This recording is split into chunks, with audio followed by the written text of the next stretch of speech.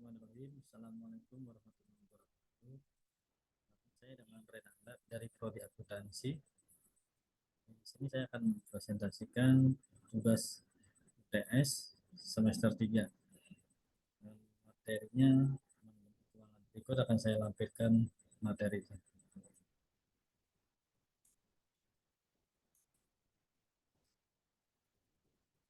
Dengan dosen pengampu Ibu Iva Masrifa, SEMM. Di sini saya akan menjelaskan tentang biaya utang.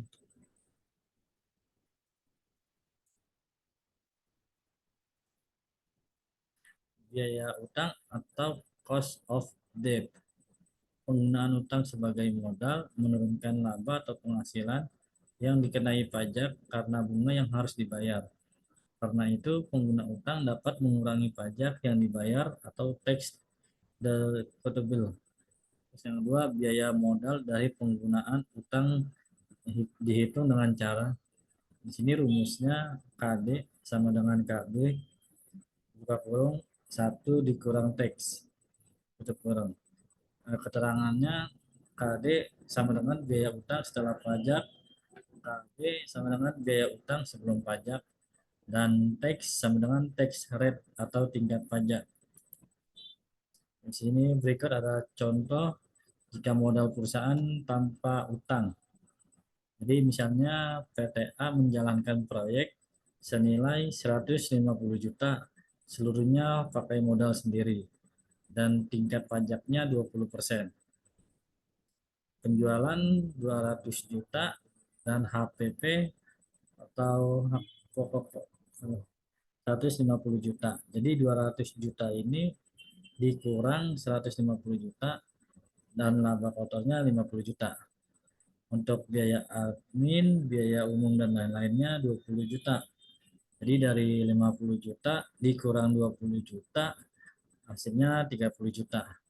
Dan ini pakai modal sendiri tanpa pinjam dengan bank, jadi tidak ada bunganya. Dan untuk laba sebelum pajaknya ini 30 juta dari hasil yang 50 juta dikurang 20 juta. Dan dari 30 juta ini dipotong pajak 20%. Jadi 20% dikali 30 juta sama dengan 6 juta. Dari 30 juta dikurang pajak 6 juta, jadi laba bersihnya yang diterima 24 juta. Ini contoh perusahaan yang punya modal tapi tanpa berhutang. Dan di sini juga ada contoh berikutnya, cuma contoh yang kedua ini punya modal ada yang berasal dari utang atau pinjaman.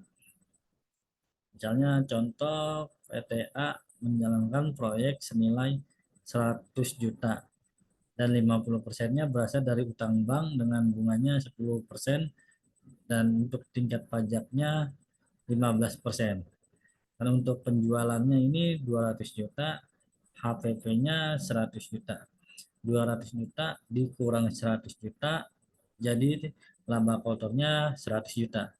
Dan untuk biaya umum, biaya admin, dan lain-lainnya ini 20 juta. Jadi dari laba kotor dikurangin biaya umum sama biaya admin 20 juta. Nah, laba sebelum bunga dan pajaknya totalnya 80 juta.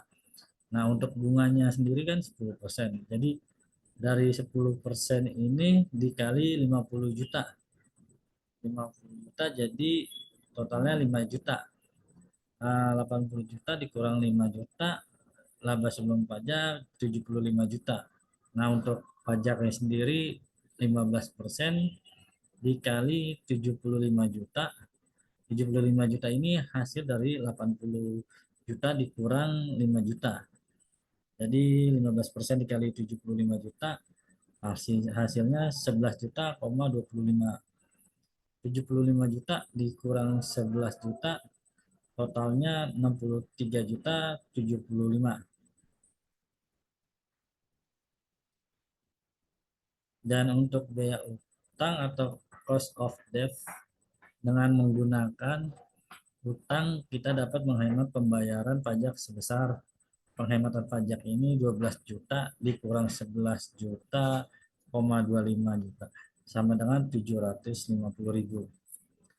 Pajak mengurangi biaya utang, biaya bunga atau biaya utang sebelum pajak 5 juta. Dan penghematan pajaknya 750.000. Jadi biaya bunga sebenarnya atau biaya utang setelah pajak 4.250.000. Jika ditanya dalam persentase, biaya utang sesudah pajak 4,25 juta dikali 100% dibagi 50 juta sama dengan 8,5%. Dan untuk rumus yang KD sama dengan KB, buka kurung 1 dikurang TAX tutup kurung sama dengan 0,10 buka kurung 1 dikurang 0,15 sama dengan 0,085 atau 8%. Untuk biaya utang contoh lainnya, misalkan PT Angina mengajukan pinjaman ke bank dengan tingkatan bunga per tahun adalah 10%. Tingkat pajaknya adalah 50%. Hitung besarnya biaya utang bank. Ini kita pakai rumus, jadi biaya utang setelah pajak KD sama dengan KB buka kurung 1 dikurang TAX tutup kurung bisa dengan 0,10% itu dikurang 1,0,5 sama dengan hasilnya 0,05 atau 5% dalam persentase. Dan yang kedua saya menjelaskan tentang biaya saham preferred. Saham preferred mempunyai karakteristik gabungan antara utang dengan saham karena merupakan bentuk kepemilikan atau saham.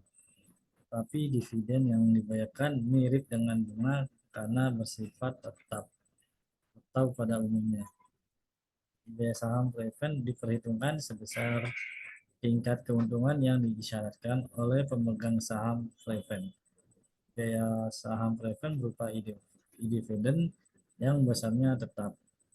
Terus pembayaran dividen saham preferred dilakukan setelah pendapatan atau laba dikurangi pajak, sehingga biaya saham preferred tidak perlu lagi disesuaikan atau dikurangi dengan pajak.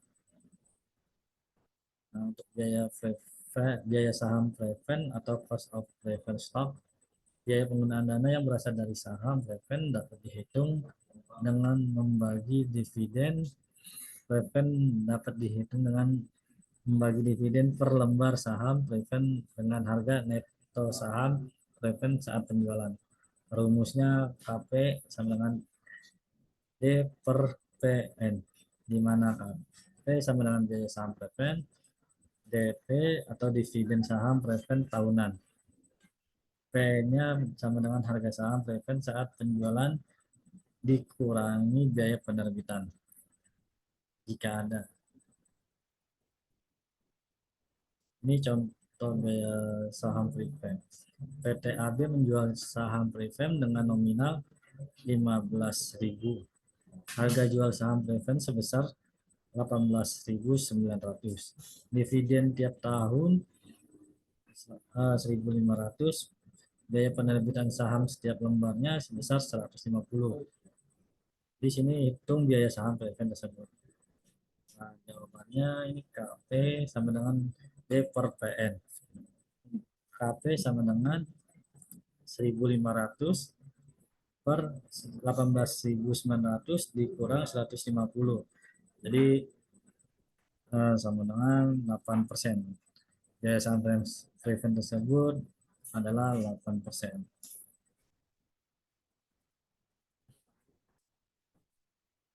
Terus yang soal keduanya, PT Karya Cipta menjual saham preferred yang memberikan dividen 1.000 per tahun. Harga saham preferred 10.000 dengan floating cost-nya 150 per lembar. Nah, sini kita akan hitung ya biaya saham preferred-nya. Jadi rumusnya KP sama dengan D per pen dan KP sama dengan 1.000. 1.000 ini dividennya yang per tahun per 10.000 dikurang 150 sama dengan 9,85%. Jadi biaya saham Prevent tersebut adalah 9,85%. Ini berikut yang saya presentasikan untuk tugas manajemen keuangan. Bila ada salah atau kata, mohon maaf sebelumnya. Wassalamualaikum warahmatullahi wabarakatuh.